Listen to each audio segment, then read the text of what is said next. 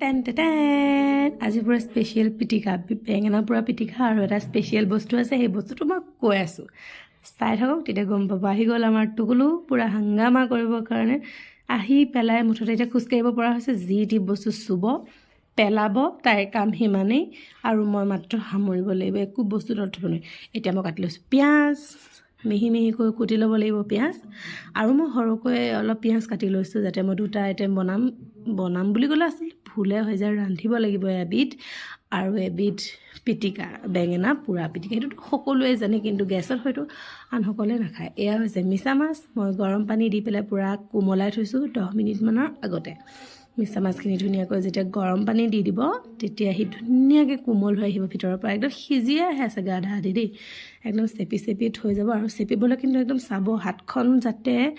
একদম নুফুটে কাইট থাকে যে বিন্ধি যাব পাৰে ধুনীয়াকৈ চেপি থৈ ল'ব তাৰ পাছত আপুনি আদা নহৰু সেইবিলাক ৰেডি কৰি লওক মই চেপি এখন প্লেটত থৈ ল'লোঁ এতিয়া এয়া বইল আলু আৰু বিলাহী ৰেডি কৰি লৈছোঁ যাতে ইয়াত দিবলৈ এয়া মই এখন কেৰাহীত দিছোঁ মিঠাতেল এয়া তেল গৰম হোৱাৰ পাছত দিছোঁ পিঁয়াজ জলকীয়া অকণমান ভজাৰ পাছত ৰঙাকৈ তাত বেলেগ আদা নহৰুখিনি দি দিব আদা নহৰুখিনি দি দিয়াৰ পাছতে ইয়াত আহি যাব মিছা মাছখিনি এইখিনি অকণ ভাজি ল'ব লাগিব বাৰু আগত আদা নহৰুখিনি কাৰণ মই পিছত কথা কৈ আছোঁতো ধৰিব নোৱাৰিব পাৰে সেইবাবে আকৌ কৈছোঁ পিঁয়াজখিনি ৰঙাকৈ ভজাৰ পাছত ধুনীয়াকৈ আদা দিব আদা দিয়াৰ পাছত মিছা মাছখিনি দি দিব ইয়াত কোনো মছলা দিব নালাগে বৰ্তমান দিব লাগিব মছলাখিনি যেতিয়া মাছখিনি অকণমান ফ্ৰাই হৈ ল'ব মানে অলপ ৰঙা হৈ যোৱাৰ পাছত ধুনীয়াকৈ ফ্ৰাই হৈ যাব ফ্ৰাই হৈ যোৱাৰ হালধি দিব নিমখ দিব দিয়াৰ পিছত ধুনীয়াকৈ একদম ফ্ৰাই কৰিব সেই যে মই বইল বিলাহী কৰি থৈছিলোঁ আৰু আলু আৰু বইল আলু আচলতে মই বেঙেনা লগত দিবলৈ দি থৈছিলোঁ ইয়াত জিৰা গুড়ি অকণমান দি দিছোঁ বেছি নহয় অকণমান জিৰা গুড়িখিনি দিলে যাতে গোন্ধটো বহুত ধুনীয়া আহি যায় এয়া বিলাহী বইল বিলাহীটো দি দিছোঁ এয়া যে মই কৰি থৈছিলোঁ এয়া ইয়াৰ পৰা নি পেলাই ইয়াত দি দিছোঁ ডাইৰেক্ট একো কৰিব নালাগে হেতাখনতে টকনিয়াই দিলে একদম ভাঙি যায়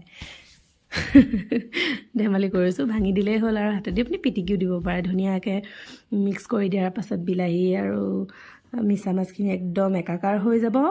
ঢাকি দিলোঁ উদঙালোঁ বাছ ৰেডিয়ে হ'ল বুলি ক'ব পাৰি আৰু এতিয়া আহি গ'লোঁ বেঙেনা পোৰা পিটিকা আলুৰ বাকলিটো ৰেডি কৰি ল'লোঁ গুচাই মেলি একদম স্পীডত সৰু সৰু আলুগুটিটো যে সেইটো বইল কৰি ল'ব সেইটো হ'লে বেছি ভাল হয় তাৰপিছত বেঙেনা পিঁয়াজ কেঁচা ধনিয়া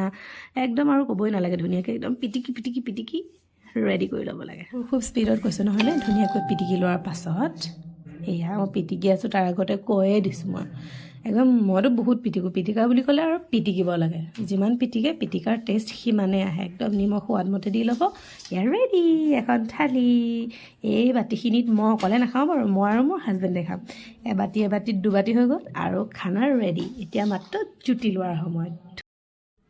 ভিডিঅ'টো শেষলৈকে চোৱাৰ বাবে বহুত বেছি ধন্যবাদ।